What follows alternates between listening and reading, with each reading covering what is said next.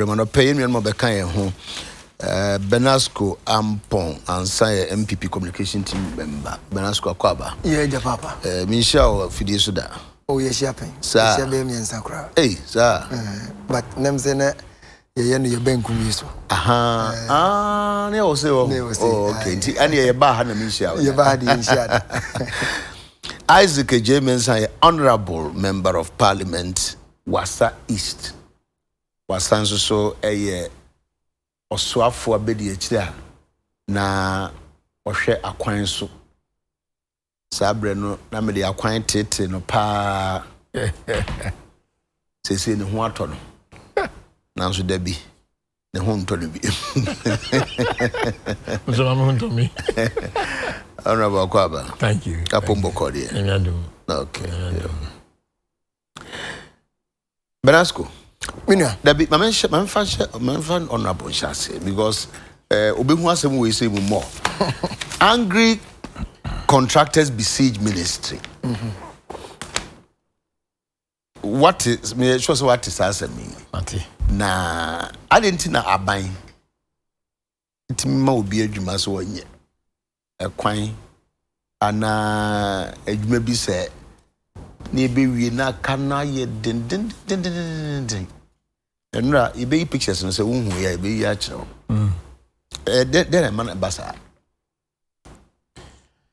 ya mishraw ne kwatam say me ba ha chekara ndi me nchiawo na nchia me ni kuma yeso me fa kwanja susu na me nchia me no mo ka bom na mo se mo hye fugu aba na mo yi mefrim mo da se next time no say communicate and I'm best of so for so michi am was 64 michi am hina won mo hwe and pay michi obi bia and pay ma ko ajemensa and me kasa wa yi ya jima brawo na wo ka ya brawo wo ka kwan ho asam akwan ya de a se enkoyi a ama na me be kire so man no ma de enkoyi na obi sa question say aba na san na ya de contract de ma we are aketua no na ahad aye den am say aban ba akwan ye hu sam ayedi kakra na omo ba no on betu say akwan ewo ho on say amanyo adwuma no entoaso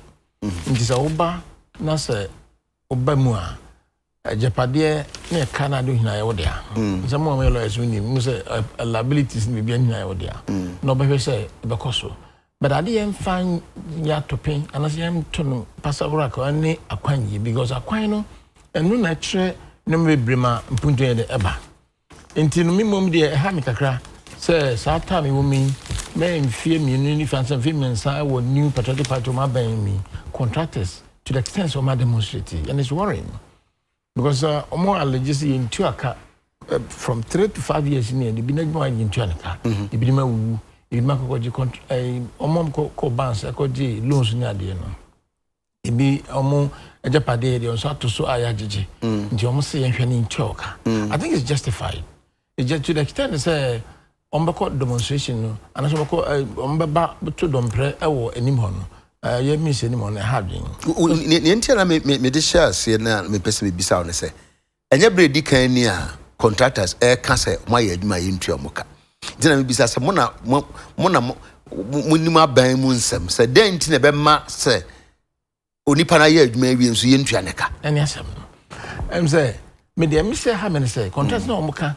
me ka se abreso ye buy and time take over from MPP no na contractors see ntua wo ka na asofo no ndi etua na mon bebre ehwe ma etua wo ka na wutua kan so na adwuma no say especially maintenance I was so koso ara na usiesie kwan na de wo say wo hwe na wo ye no so hwe na wo ye nti wo ko wani no na wutua bi no na ka na bi so ho nti no wo ma kwan e ma ye bodom pra na say nyesa de musiesie course yi de minimum na say e ba sa na mo trete na ye hia na akasa na gusu yitutua na ade na wo ka say ari ndi ntu sika na ni ho ye bitu onka sika na ni ho ye bitu onka na de matete say mo say NDC for ye ma contract be bree nisa sunti na obasa the issue ni say sa kwan no ye can sabi and Togo and I say ni Burkina Faso and I do say organ hankutin dia adan na umpase hwem na sha so no baka ya aban ba no I say or suspected catastrophe bi wo. Nti oye audit. Oye audit.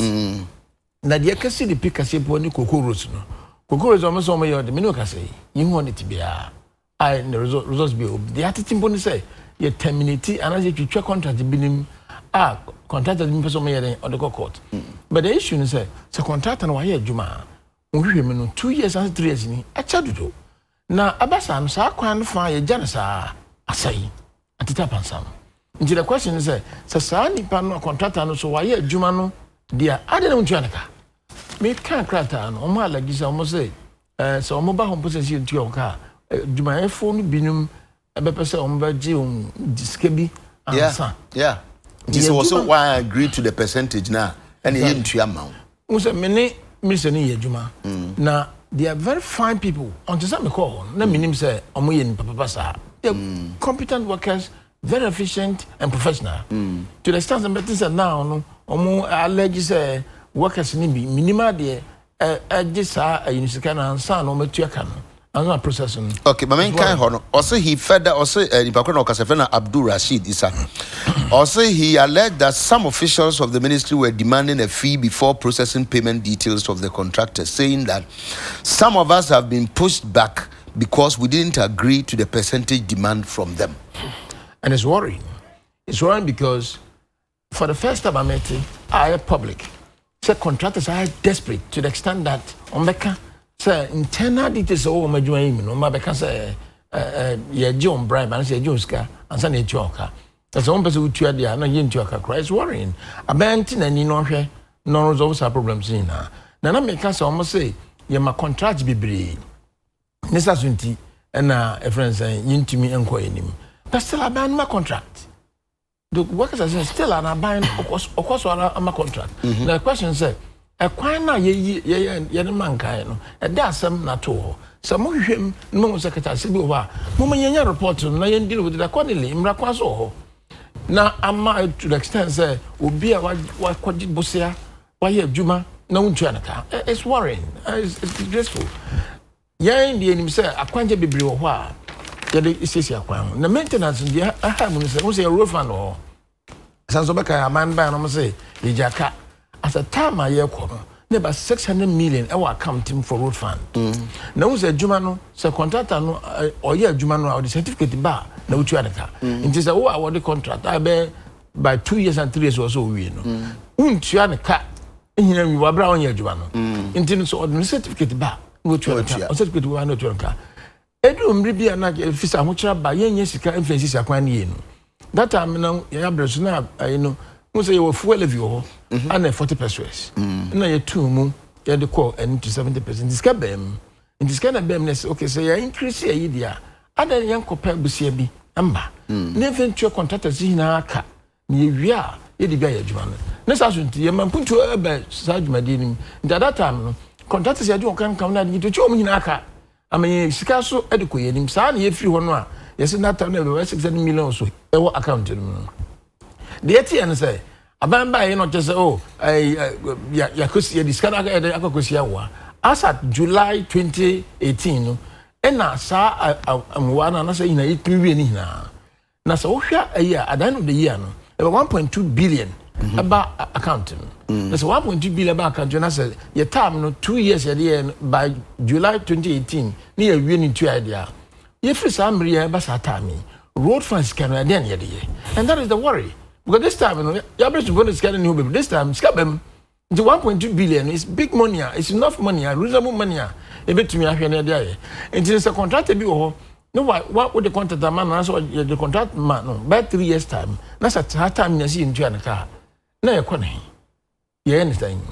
It is worrying, and I think it's very disappointing. Say, to the extent the contractors are, when say you're crying, and because I don't know, no, normal contractors are about that because baby omidi no for contractor so be called demonstrations and like say actually so far because of demonstrations ni hu nanim na say na management be where and that is what the reason why the contractors no fan na yentumi mba bontin sende o ma ba bontin to the extent say internal details say ye pese Jews can say ye tuoka ba bontin dia na edin okay e hardin well for me this contractor for no ankasa Omakomasem any so ya dwendwen ho asenti menua Eja yes yo I didn't know buy into a contractor for ka lawyer I didn't e betwen mo asora wa be yedi ansa mrani muni michewa no pay yeah ma minchia ahwefo wo wiase afana nyina ba bibia wa fidie kase yedro na minchia menua peni honorable so na menua kwaku jemfiso wo fumesua o se wo hwe wo na ochia wo oh okay ne me anti mat ne lai ewo ASN wo temaport michio mo no paper me mpesua so small do bembra kwa michio mo nyina menua megidi se asem a ode ato wo no asempa na eto de bia na asem bi ka no na akwaye bibia wo edikan emde se honorable etumi akase road fund 1.2 billion nanso yeso mama contract fee misrew se obeye nkwan a megidi se ope eho akade ansa odi nsu asiga so anase wahwehwe kwansen sense wunya kwansen na wunya akade a odi siso a ebedere kwa odi nsu som kra behyew ananya ne sa nti ye wo man mu na NDC under John Dramani Mahama ene na pamfo a menua penny na o deputy minister ewo roads kese Ghana kwan de omo atwa over 90%. Nobody said that. Na se omo atwa kwan dodo ka so atwa over 90%. Se pemenya percentage no wronga omo atwa kwan dodo a yetumi nya eye kanazo ekura di twa Ghana contractors mpoa se Ghana contractors de omo nya de na omo no mu yi akwan ni yi ehun sem de buburuja na ye kan sa wiye na afi saye mi debio se all kan o ka se bi mu ho aye do mo ka be ye mfie num mfie nsia mfie nan which is to say time a mo abre so omo wo ni nyina no mo de sa contracts ne ma ya pi no mo nti omo ka na ebo mu sara se government a continuous process nti wo ba wo to aso na so me ni nyina be di adanse se public interest accountability committee a mo aye abagyeku omo atu omo asi wo so mo hwehwe aman ne tutuemu ni noma no eye pensempensemu hu se akwan pi wo a eye aban etwemu under former president John Dramani Mahama eka so mo yi a akwan no krebi wo beko ne ni ho megidi so mo report no no abunya bi kan ye ya so ye nya kakra nkra kan ye de na nukranie so mo kan sa so ano mu dika because se me de mia mi pesua so ene amendment mo am free central region eye mfato ho a omo list of roads so mo ye no akwan ni bi wo wa na minnim bia no metumi aka apam ankamu Swedro road eye kwan ba ko eye number 19 and the kwan omudi road fund ye number 31 the same kwan now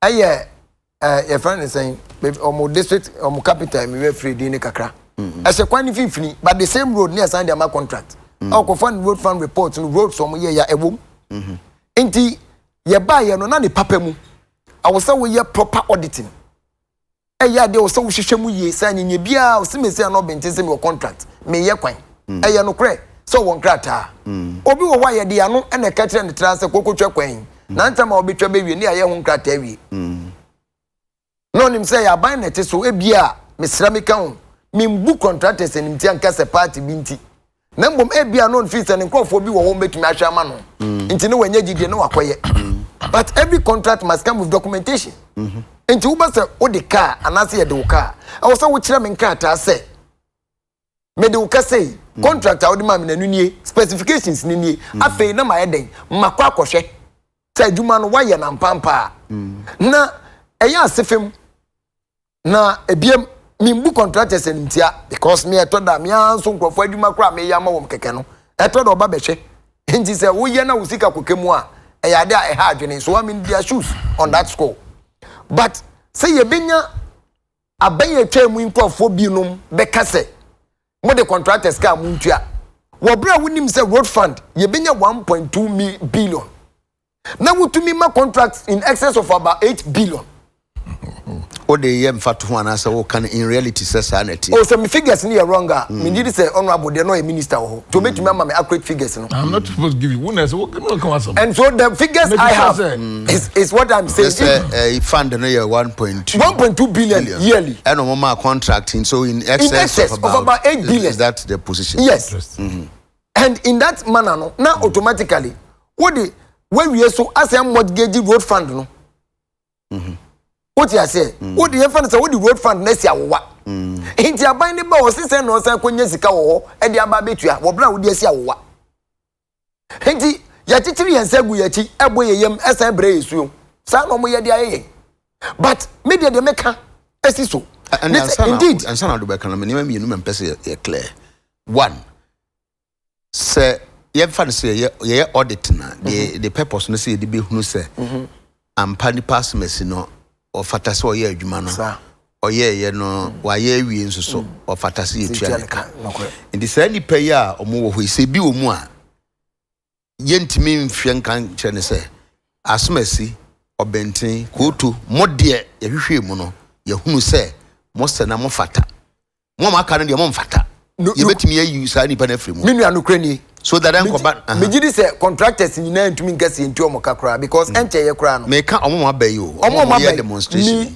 me sramika me nim omo ma ba bibi omo free eni se omo kan wonu ma omo de no ye nokre anase bi obi wo hwa ye de ya no na hye ne bo so nkotwa kwan me nim ena me ni omo so enya pensem mu bia na me hu say we mu ka we no mu ana we num ka we no mu but de me kan say wenya kwanya say wo ye adwuma ehu enyina so no ewo hwa say wo di dadwa ebiem aban ne ba ye no so no ye mfiti prekope enipa dudu omo de omo nkrata ne ba ye obu wo ho de ba and this medimani hu bi mesra me ka wonim kwa fa so nda no pay ententema me pia enti minya na kwanya say wenum ne ba be kan kam de nkrata bi be kire o say ebi ebomu a okitankrata dudu na no eye bra ye esan ni road ni man no na ya to abakura wie menkese na mampanini eni hu kwan wo bra on hand over so be ma contract no I'm not saying so but the road contracts odi ma ye nyina no pina ye 16 December 17 December 21st December 24 December 2016 aya to aba ya show frefra ma walu so awie na wa masa contracts nyina there is the need to do proper auditing. Now we can as part of the auditing no obehwe say free 5.7 billion benasko beba so free start 2016 now my no ebepem ene ye 11th July untumi enkonkwohwe say kwan na de man wa ye awie ofatase etua neka yentumi nyesa audit minua ya yesa ba obeka iso say ye ba ye mu audit na ye ne institutions some are responsible for over 5.7 billion was saved. Contracts are fine. I'm talking about say yes. What save we see answer so call no nipa no ye man contracts whatever data the man ye man contract what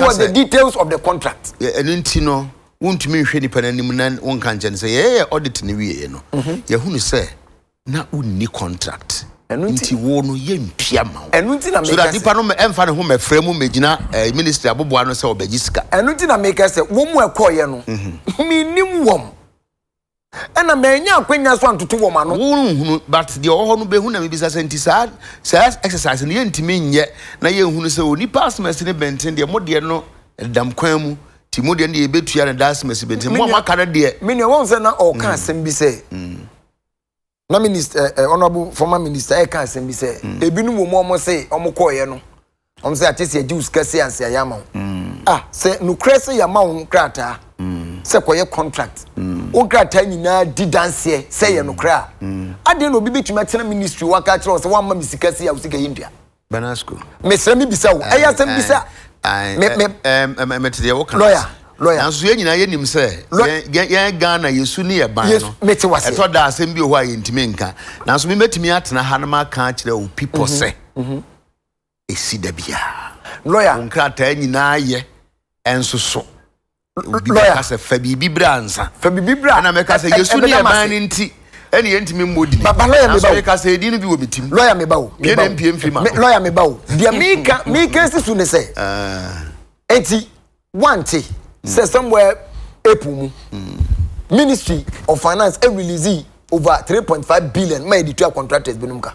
One more grant need that fine nyina no don't want any musika mean to me nyina mfa me sense mebo say wo mu nyina na enya debi and I mean to me so nka say obi aso nya bi na mom de me gezi to ne say wonu ma ekoye me nim wom and I mean nim say anyenya bi omo ye womo a no mo grant asem because obi bae I was fortunate to have visited Minua Kuma Anthony Kabo as deputy minister in the shoes of me honorable. Ebinum ebe so atere no no say kofa wo documents e kire say ye ma wo sa adwuma. Benas ko mas ma make na onya enti mase. Mati wase onya drift enti ma drift ni ye de make na say for PR purposes because e buy mo be tena TV so be kan say aban ntua o monka. Enti no kwan bi so no e kire say aban nyina adwuma yie. Eti aban. Enti for PR purposes no yentumi ntranse ne yenka so ye ba ye mfie mienu ana me ensa nie ya ye hwehwemu ahunu se oni pastor se ye ka se wonko yi kwan emfiri bechemu nko abeso ano ono de oni contract possibly kura ye betimi a publish ni pa mo de fata nyina fi se me anopa mu nyima ye no be kan se bi me se obi behu me se wa ye kwan ne ntua ne ka e wa ban dada no penso yeah me ka che ne se edien na che se kwan no ye ma ye de ma se koye Uncle Fanny papers the pictures of a Jumana or in the bachelor. Very well. And I'm just why is our auditing and no huna. So we yam pa. Yamunka. Now who say yes, so the list of Nipa. You should say buying Edward Mokaya Shimuni. And Timo Macana Muni contract. Me did say Yokan said a bear said in the Muna say qua and say, oh, why any Entrianica. That's why yes, swam parts so dear. Na ye kan wasemo a lawyer de wo kan no e wo mu saa pepepe said de wo kan ya me aso ebi mehu bi pen e wo contract won so de bi om se me nkoye no mbe ye papers na wie na ban sesan ye ne ade mesre na nya futuo so ma contractors dodo a ye gu so a ye pre nduma se wo koya onya wo te medase ana wa ye den wo ma wo kra so e se wo hwehwe mu ye eno ne ya futuo ye nyina de ma ye ho na ebiem no de meka na masre Nisa mejidi say yade akasa pi ekoso. Na wonuma eji putupru ko no it is their right. They have every right to go and protest. Enti the mesre ministry no so say afutu amejidi say onso wo dey bai. Yade a edika. Yenhwe na wonuma we must be quick to shame those we need to shame and praise those we need to praise. What am I say? Enti eno no na yade say but to say on any visible term say medoka mintua ye no. Mesre say Kwanya wo fa asunya contract na nkasa no you must be able to prove it ebu onwe bia ne na kan kokwam wakwakoye ebia konongo entokwapani o block obi ase obefa ontumi so nso a o ma wonfa na o twetwe de kan konongo fo ba beto ha yasem kan ande ma me kan bre mercy kuma me ba mi kro munya enti mesre yade a contractors enya sika ye nyina no ekan because ebia meton cement bi wa be free bi ebe kame na mbom yenhwe se ekwan ben so kane ene ye de contract no e ma wo etosu mienu anyenye bia bra ye ma contract a na ehu sika nda ho a na contract na ye hwe egum no onze na ono aboka se sisi ye ba ye still ye ma contract yes ye ma contract because there are specific programs in him say funding e wo ho enti me de ma wo a me wie na wo medane meka ana se aban fufuro bia be ba 40 years time unkwankwadane neka what am I say because misi mi na ye ansa yesi edan yesi no dem na media ma na ankoye eka ambedane abatros anda nipa dodo kwan okay Mr. Honorable barasasem na o kan me pese u be react to say ye ma contract man abro ya hoden eso is that the reality no na say no kribia ni sa ye to as na ye mene adoba ba so kan say so nim say nko be kan we nko the information be ba ntimtimu say on information here in respect of sasem now honorable respect of me can am say me a quick substitute my recent but was Because also can say 8 billion biasem. Maybe can 1.2 billion. So at the end of the year, road fund year 2 move by 70% from 40 to 70. I think maybe you may 1.2 billion. Yeah. The reason why is I say first, no maintenance no acquire na what than the maintenance na enkoyi. Na the contractor so ka. Inti sa nti say ye. Afia no so no na was 1.2 billion. Ade nti na ye de car into one among ne enkope bosia na emfa into exaka. Santi na ekope sa bosia no. Even the tumi contractors na aka. Omo me de itu aka wo yitu ani na wie. Afia so be every ho no. Na skabo adasa afutro no.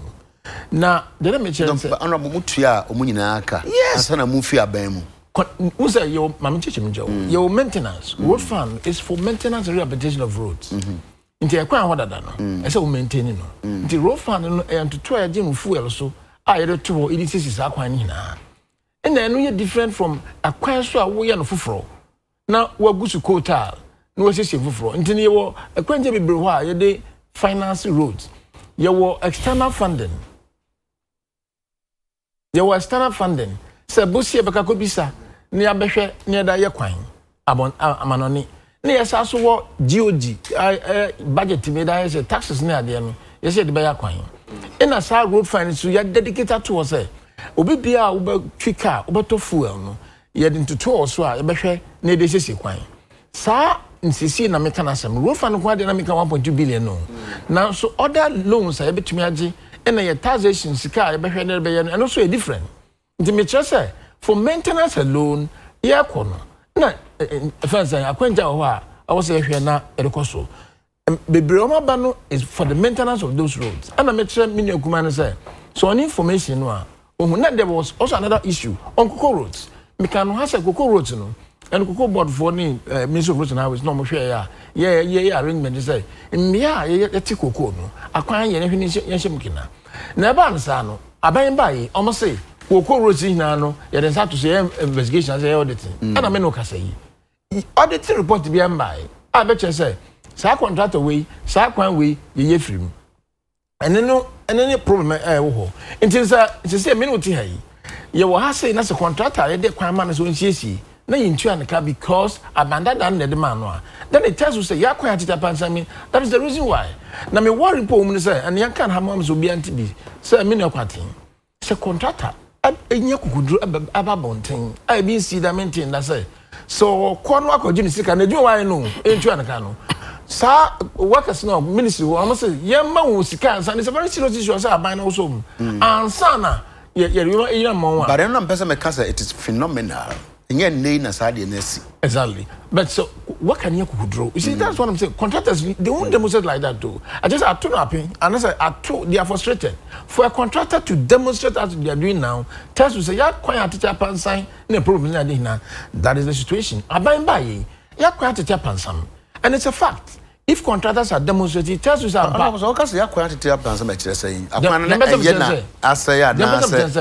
can't say. Because, of course, yes. Because the contractor is telling you, say, I can't demand so on your why I'm being to anaka. Now, me first I go in your chim.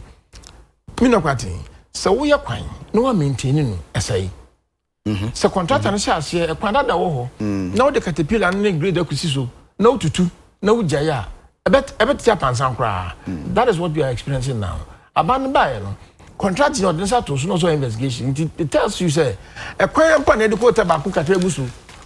Omgusu omi no mujaye no sa mre ya sa investigation na course no what did they say to the road and that is me ka say equatita plan sama it is because akwan hina aban ba ya nkofo nsa wo so omo ye na suspend ye no those roads are not attended to yeah attended to those roads instead sabi wo kongress no a they was terribly bad but the business so why enye because people no wa nye ni ye the issue is say let's clarify the situation here before a contractor no or the certificate must be we kwani na no okay so what the certificate ni na dia ba so ba sa ko say ye we but so duru kwani fifini for instance also the double base dugu so mo so quota no yo ekura dugu so na ye mienu nti ye man say on fa sa double base quota mienu so na say oye ba ko on fa kan ne mbae na say also onjai ana so the certificate ba no ntua na kana so onjai a road na be say abesai nti ye ntua wo kanti na kwana tete pansam no and then you know quite to say ya ba bam ya say e kwan 90% ya kwan nyina da bi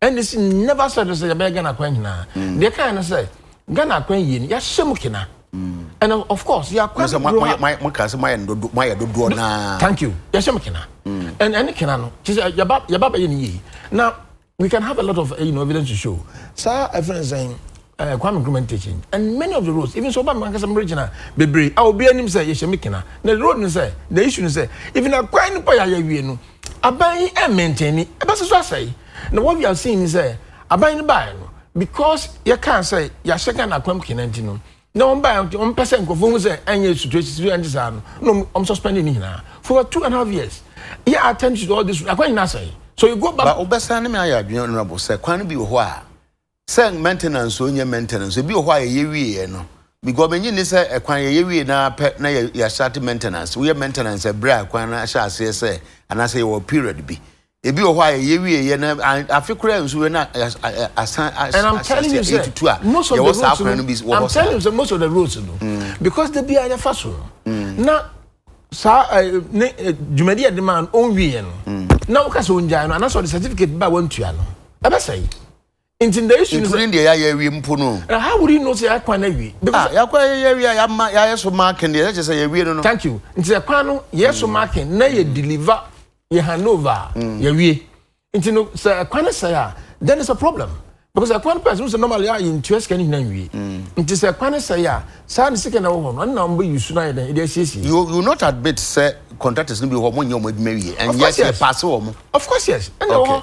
But and that means a contractor na said yes supervisors because those rules are supervised. It's the supervisor now we didn't abandon it. So okay that's the situation. Until me can't see you say and you no quite say this by say 90% or two sign. Ya ka say 90% say she mukina. Na buy ya kwan ya wie. Na de egusu enwie no omani hina aka ho. Ama checha pansam. Masisi ana ho che aban ana contractors ya chiro. And when contractors demonstrate like that, it tells you say ampa ya kwan ni. But that's go you fa we dem am fa quick one. Minua wo be kai de ma yera John Dramani Mahama e ka che ye mampenini say jama okono na order. Okay. Okay, I declare the buy. Some no my kwan ya Uganda nyina wi. Ana ye mampenini so nim so obi ani obetime obeka say aye ni nyina wi. Oh, obeka say dodo na the impression was that omaye bebre. That was the impression. Enka Ghana kwan de any senko bia for the next 5 years. Esu kwan.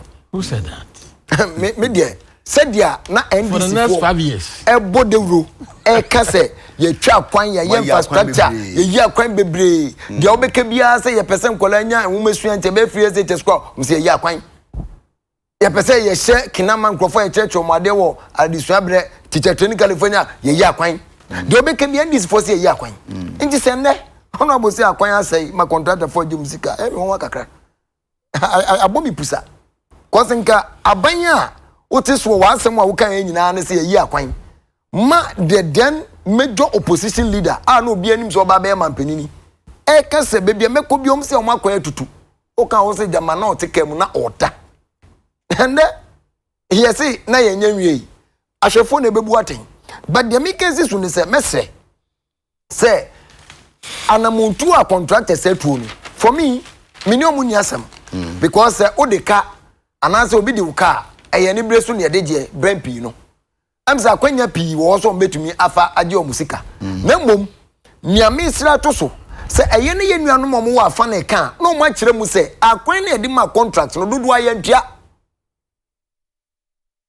sana mo pesa mo kasi so ena enya ade so a na mo what the resources available amudi betua enti mo dia ne say oye minipa yakofra ne yama ne contract say onkoye na wakwakoye say yama ne krata wo yama ne krata wo ebi na obi di infoni be kire wo say metwa kwa mi infoni ni what is the contractual agreement enti na medi kan ya no mesre say mi mbu contractors e mutia masani pan fan bro one ba mo jen amoni also money so money documentation honorable enu padodo ya wo ye sia me nim say dodo but in that particular me jira we meant na ha enka na minim me hu be ye nan ehun be ye num you're the mommy 24th. And I think that it might not even be exclusively BBI Aban Bakupene. I'm saying for a fact.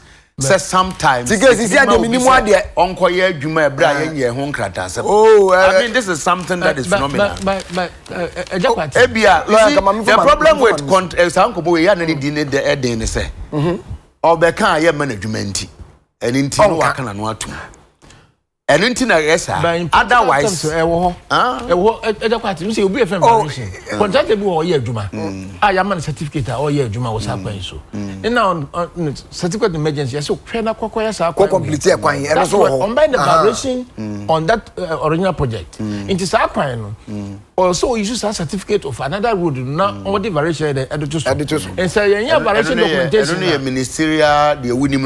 Yeah, was here, nobody oban say you better say kakra because I thought that we kwan we do baby o say government take say ye no enye wenti bufa kwan so I say memfa mpesua so nyemfa to ofri kokoben e be sen akọ ayi esikuma there is a town amwanda komu twa kwan no ne papa mu komu duru wa no ane so mbe branch afa o na komu ya amwanda kwan no so edu conference kokoben no se ma contract mi kwan so onye adwuma ho na oguso ye adwuma no na say emergency baba swedru kakra bia yetumi honorable metiasesa but the make say yes now you would have a documentation that says yes kwa evaluation but this is the case and nipa na eba no onkita krata bia chese am contract yes you dey kwa final exams exam e boy bia na opa de bi one to forms wanye hwe o ti say enlistment our first me kodi akire ma no ukoda yede ma wo ade bi dey say aje police na soldier that's fire service nso ukoda yede ma wo here o say oh man to form minim say ebre ne so for results mbra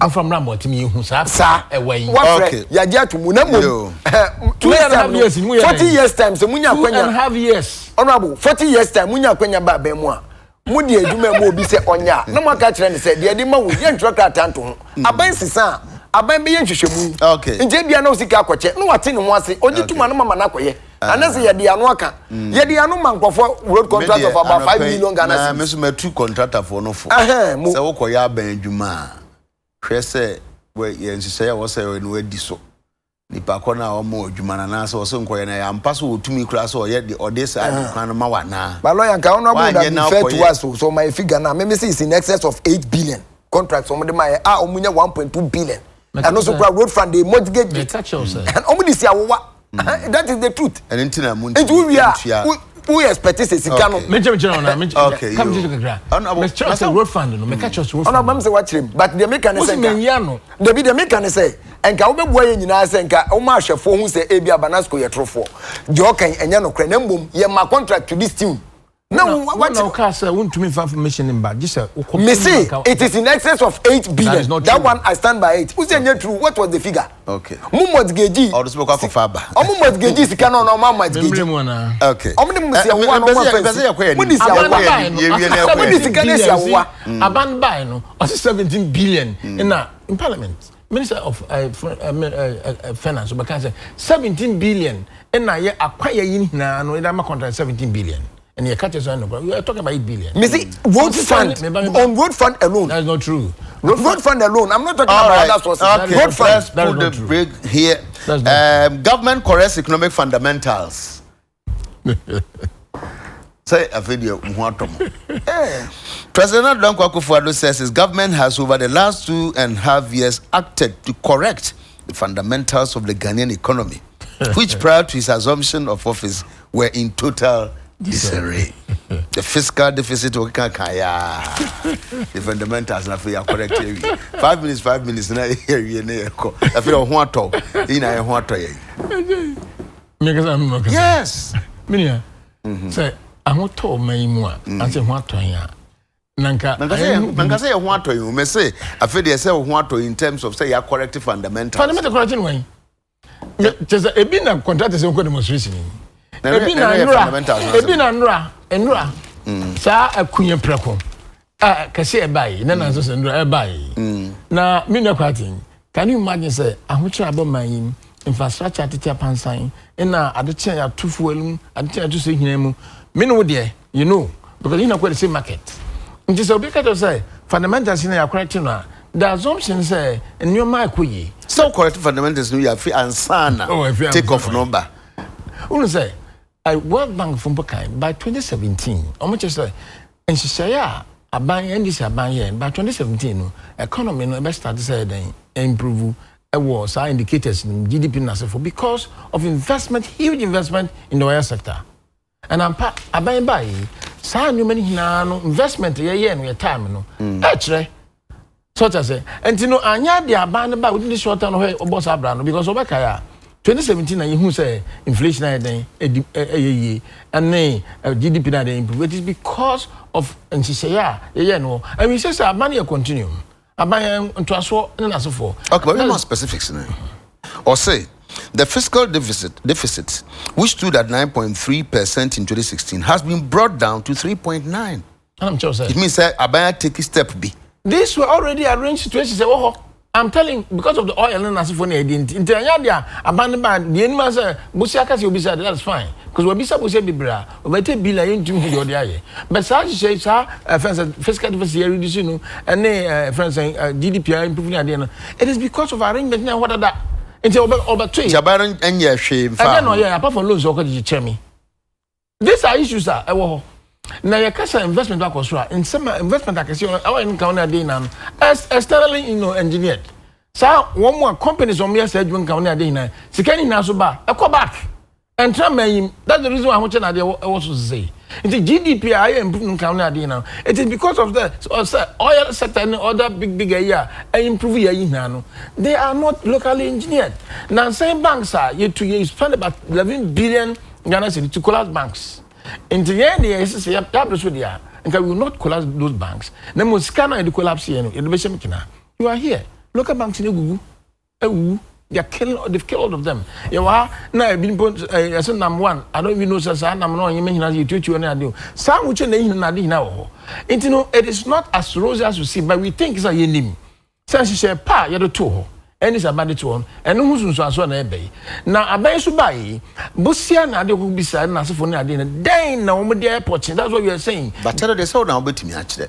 Bosiana Bar, Mona Modi Hunkomo, more time to projects. And you are saying, sir, be beer. But I'm telling you, sir, your chassis, say, I buy no one, she says, Luma, about a parliament, and we approve. Parliament, who said, don't do any homework from Nadum, Kuman, your home form, no, don't run the also. Even if you don't agree to go through, but you go through the process. So we are saying, say, so our process, of course, loan as for near dinner, I cover 80 billion.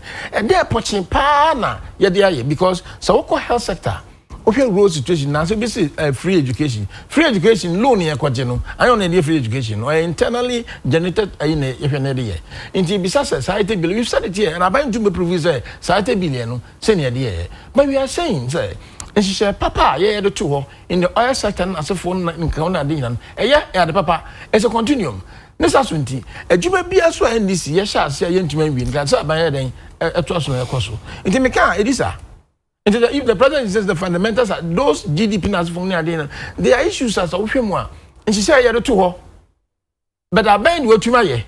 Partner say, Sabusia, because I say, until you need money to inject into the system. So that's getting as OG, nobody did that's the problem. But capital, infrastructure near the expenditure near the apart from Jabantre near who poaching pass, so loan near the according, but they're poaching pa. A we are where say your hospitals near there, in the mechanic papers. Kaswa, yeah, Kaswa Quine, your sick polyclinic ever. I sank a by, then I saw you. I saw now you use it's not happening. Until Mom could demonstration ever. And many more hospitals. We are where Legal Hospital, ACDC, Abembe, Adekye said, you obviously need to put anywhere. So many infrastructure projects are Abembe also. You know the e-education blocks here. Yes, this is quite them be pray. A be away, a be in way. This is free education by. Maybe I'm calling people them a issue. And then you bet to my saying and some which are dinner and then sa queen prequende by and sa queen precuno. I believe saying this, all more organized here. First and sa as can have dealers drivers not declared account. I was so can say artist a lot of people ma ne memma ne ma na adina omokobi and now say nipa dodo na de mo ye ndc for na say Ghana for Ghana we are say sempakro no onye ndc ni a no ye MPP ni onye MPP ni a na bi OCPP ni and politically we are all the same but one more initiative sa project no as a group we are aware. But for the Casa or platform, so politicians more. But if you are invited, exactly. I'm just say, no more Casa. The one who say, "I focus I." Forefront, no, none politicians and unless maybe Mukasa Mukwajitam. But forefront, of course, we are invited to talk. We are invited to talk. So, yes, but one other papers of interview on there. We share, ordinary people like spare parts dealers. Now we have car, second-hand dealers and car dealers. They all interviewed, but they are representing the say. And your man then employee. Now one thing a woman and I can make some more press and says, insecurity now about me. And as I touch now, the media. That is a problem. And in account because man near brew at you soon. Now we chill. There's also brew at you soon. One was on Macas and Madame. Press me on Macas and Madame, you should say, boom. Na ya suppressing mo. What can I say my man? I tell Material Times say ya torture pressman bia obi aka ya kan ho asem. Yes. Yen kan ho asem aso man. And I can't give specifics. And I can say Saban bia pensu bia no one pressman or the other has been mishandled pen. Thank you. And the BSc and the let me menka say because Saban that ya kan na quiet say jama afe na asa aba na ze hu amana that's some check the better chance yakwa anim na yetu mpu ebibie okay nti nka yakwa anim no kwa nka okay so that it should not happen because it's so flimsy so entantama aba ni ntu hu anama no one so yeah but we are talking about kidnappings as well yemma ba ni ade so mu pie yusro seganita kwa de ma ngwala miensa ni me no kasa yehu Canada for there o mampene ye chi omo de entantama ye de ma omo because the leaks were just there. It was so easy. So we bet me at Tracy. We be car. Nipa afro. We be at me. The camera. Hunu way. But this is also easy. And we no. We bet me at information. Be say why because if it's about no. And Ray, I much as we try. Canada for now. Penny omo baha. Ni ehwe omo de share the call. Yen de attack what be team. Yes, you who almost one power. I was your phone say when. No, say who say when. No, I am query. I no carry and watch every more. You query or Saka say. I don't know what wouldn't say, and most more corrective fundamentals. But and this for school no maybe no, Messer Minia opinion about saying, congratulate GKC, general knowledge in communication. Because one question leads to so many others. Nanka watch genuinely. Said the communication. But if you need that information, I'll help to educate you. I'm only saying, but God, you must be educated on that one. Well, Nana make us say. Yes, so Mr. Andy for school no. Of course, yeah. You can be brought there to one specific question on economic fundamentals. Now could see a kidnapping there. Now if you are trying to me to that extent, but not on that time. No, but say Otie Okasa fa. No beka demonstration. Miss me we are made demonstration. Oh, if I was not listening, I couldn't have written anything down, but I was writing. Adekye Nsroma. Na ahwefo ene etiefo nyina so bebu ye nyina aten se nde o se economic fundamentals na ekoso egina ne nan so no eye NDC fo nhyehyeye etiefo na ahwefo na bebu yaten ano na edikan etoso biem interest rate ne nyina yinim Ghana ha okobo be se atwamene esi wo a na wo ti pa wo ba nde nyame adom from 36% and then enenam 21% Bank of Ghana crown prayer some de beba lower than that baby crown almost from the 19%. Fiscal policy will be 16%. Inti ya de and adwadifo opebosi a o mampani kufo abresu na me hu bi at the time na me cheche ni obremeskuma ote wa na wenya message babaji loan NDC beso akondwa no me ne wo bedi adanse ahwefo betumi abu amaten say saade no na ekoso ana because the interest no amomunya kwanya kura na aban na gasa so ateso aye NDC aban no ene eye adwadifo no pre Ghana sika on the domestic market nti na nya de omunya kwanya mpo edisika ni bi babosia nti the fundamentals were weak eto so biem growth rate o mampani kufo ko no na about 9 point something NDC for be free so under John Domani Mahama. Yes, the amano tight incompetent one. And to me the baby na 3.6. And then to me free up on anywhere could do 7.2. NDC for say omundumo omoye no na MPP for yete swaba yate. Contractors na momo contract amontuo musika no emadwuma na omode abaye so no. And ne de amusi yenko tu anya sa. Ahwefo obu yete. Ahwefo mbebu yete. Enti de ben nema sa na aban aya or they are correct sa fundamentals. First of all, which of the fundamentals they are correct? And na de ben na aban ye. So question am person. Edikan. Yes, Fred Bibi say obehwe say we have the friend fiscal discipline. Obepom modini say umfa wusika anase wundi wusika ni nyafu. Mani nko bro wa honde ne so. Eyesa e de ohye eto wusika no so. Ema ahokyere eba o man nim. Enti abrebia no his excellency na nado dan kwakufu ado. Ensure say fiscal discipline no eye adwuma. Eto so biem. Say ye di enipa ebe ye change economy no. Free importation to exportation and answer the raw materials keke kwa ye processing until the concept of one district one factory de buy no do ne hu results are start yield and no me pia na ye kra do Mr. Let me give explanation to my statement. What say one district one factory no show my show results and me say the results no ember out clearly mo bia hu ye but at the base rate it is showing results. And has there been any cut in importation? Factory be started produce be and until they say young import to be mana. Respectfully, mediano wada hompo na maba and the agriculture sector. Oh the wada. Oh the wada. Oh no.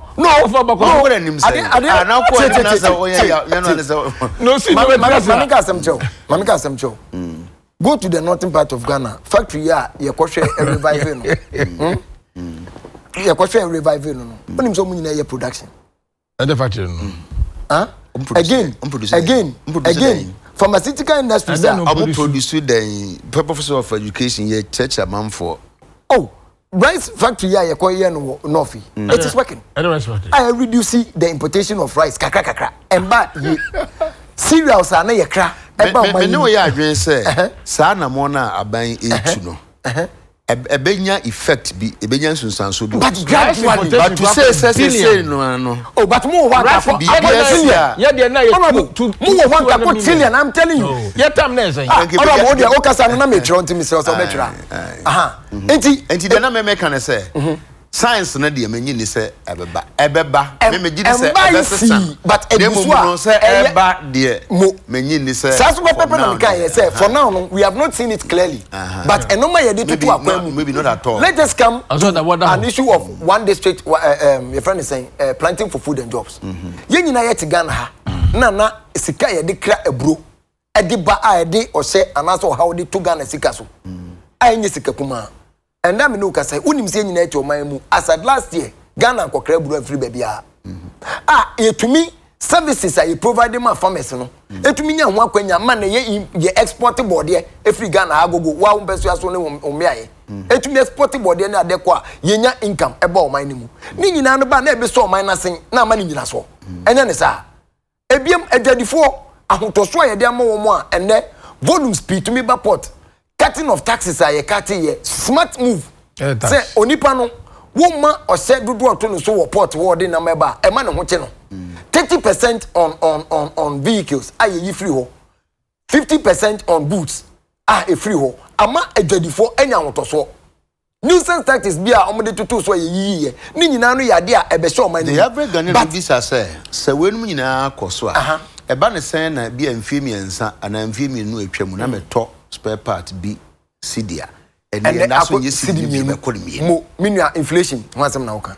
mesrew e no so ye ntimi nya ho hwe mesrew e yade a ahyehyede a wo be hyehye no eno na ebe ma wo akwanya nde nyina mekase enye MPP na ba ye ene ndc start to so a enkade a wo fi se wo ton 1 cedi na ende wo ton 1 cedi 20 pesos no ka be ton 3 cedis. That is hypothetical.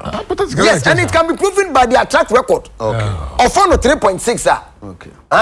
Oji 9.2 go freight no they about 3.6 Oji interest rate 22 no they are 36 ECG na autumn said the beya production energy sector no so I should also expect say NDC na also enka fuwa no be kosoro chen said ya akọ enkatra me na me katra enkatra and they know it and you know me to baby on makoka say ye tifu aso ye kwana 40 it was 18.2 and it is hovering around 22 23 yes we admit say enka be from kwa be do 2 cedis anka memepe but unfortunately eno ne kan ya kasu subiem usually and most often say a year world indicators no on such prices MYN MPP for NDC yate crude price of crude oil ebedu saying $28 a barrel no mo to on saying 40 ye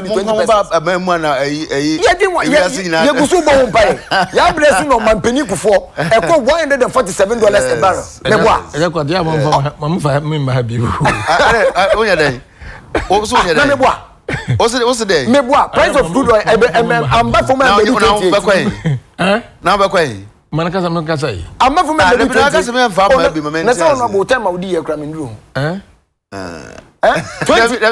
yasma na government ase me say na me wo say me ba I think it was Eugene so dem ba be shia no he was a member of parliament e ba kasa me ba yi ura communicator no o kan say ma so me da won ho no when some can be nya tete pesa nkomo ne yedi honorable nkomo ne yedi na say ye bisa economic fundamentals for the demonstration honorable you are in parliament soon I will join you until that one dey fetu nchen na ye nto aso but the make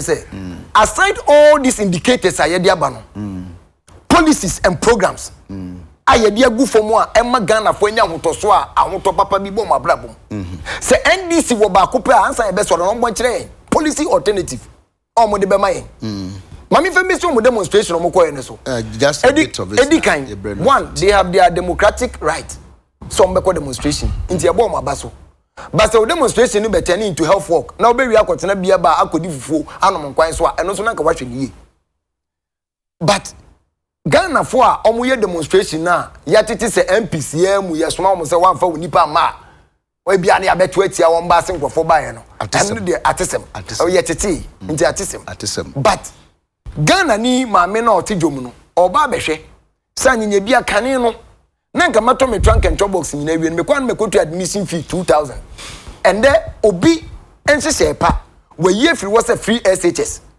into the ato nchen my 20 years as a professional teacher mi hu nyoma me kwa manya kwanya from 99 I'm starting adwuma besim there me hu nipa dodo pi okay honorable ye no free nchen no so the what can I say demonstration of choir no and reflected the reality no that is said they have every opportunity to do health work no problem no but they say and reflected the reality of the matter on the ground say if NDC was still in government and kanyama ebeba Ghana for dodo na nya ho faso nanso sika say yo mo be say no enye bi na yehu all right what am I saying Andrea Nana Efua Kings of First S Peter and Paul Catholic School, New Aplaku. You are 11 years today. From your dad, Patrick Akins, your mom and siblings. To you, Adriana Nana Efua Akins of SS Peter and Paul Catholic School, New Aplaku. Honorable Yabrenaso, Intino, say, or say, someone I'm wabe monkey, Janet. You know, Osha said was 40 years. This is use of because I thought me bano. Because baby only me 40 years now. No, but no, but so come no nya. Honorable. Some say me wa. Ya breno so aso nti. Aso nti make you. Remember can you? Mon kana say. Yes, ya quality fundamentals we are there na beka. Ya go for not to be. Am the demonstration go for craft so no. Mo go di fufu aka. Oh no, wo ma go mo shi fufu de kwa go. Wa na e bonga. Me am colleague. All the fufu de kwa. Me betra na so bakasa fufu na asem ke ni say no. Oh no say. Not you. Benasco. You see, that be a cop a year demonstration. You're treating for but to cop demonstration. You are with it. The one. And the Ushifu phone in Quana. Ushifu phone in Quana will be a gusso. Bear 5 bottles. Yes, may they have any road contractors. Messages are mine. Minister, no, he no engage you. Well, I think it's unnecessary. Because the Nipa be honest, one would think that sounds mean to member or engage you immediately. They're also human beings. No more assurance be. They are doing police minister or come here that now say Takwa Quine. takwa ahwete so kwan ho ne ade no omo kwa demonstration minister kwa so ba he no aya mo me ne okasa yi but on kwa so no omo kasa bo ma ti se on person me ye demonstration bi o but anu ne anu hia ntutumba they should continuously engage people contractors for no mesre won so almost won engage at the ministry no no but I'm worried so almost say just ka ansa ne choka no minister no no say no so my allegation yes it won hwem possibly no nka bi ankonya kokoduro na bi omo nka say ba na school say maintenance of road on man cost because road fund they abem esom reasonably enough to ensure say e bit man sakwa na some just Eurobond mo ka just ka 1 billion for road omo hwe no just akwa na ni hiame pa koko road so hiame na ya ka kwan awie de meso men ka me de Ghana ye kwan so ya yenwie ye wie beboa yen me kan we say na no na me hu say aferi adenta kwan bebia na wura wa da bia na me dan o kan ye hye pavement no a che dodo me ma wi de omugusu amohye pavement block no mo che dodo e bi say kwan a da o na say no me just say akatua bia je na me de dan o ka no enu ana epsi wa bisi na aferi but who some initiatives yenye kwan o say it got started and the American say sa de bia na me de dan o ka then ma hu say ye hye pavement na me ka say che dodo because the kwan da krom ti set tekwahye pa na yeso no pa na prisoners gina ho do enye fe why should that happen na say ye kwan ya yenye nwie ye wi beboa ye nyina tike ya pon me de manu o de wanu betu de me de manu si said ya menu apani o titi ma pon se me de manu si o ka kwan asem mo asem kan nyina wona ne ya adwen wo se aban no mo ndi nkita ho eno so professor san che wa bi se omunya kwanya so e ba aban mu a e yo mo ma contract I expect no ndio makaza next time yeah ba honorable if it is about the parliament okay make a parliament and what the year kana bana munya mo contract mo de bia ya mo pen mo for demonstration mo kodu fufu ana kwa fushi bi e be 5 the message say we say all policy issues all can say they know starting them just me that wow e je kodu fufu sa gimmicks you know one of but see be say economic fundamentals we ended that demonstration oh you unti umfa bibia nwa ho da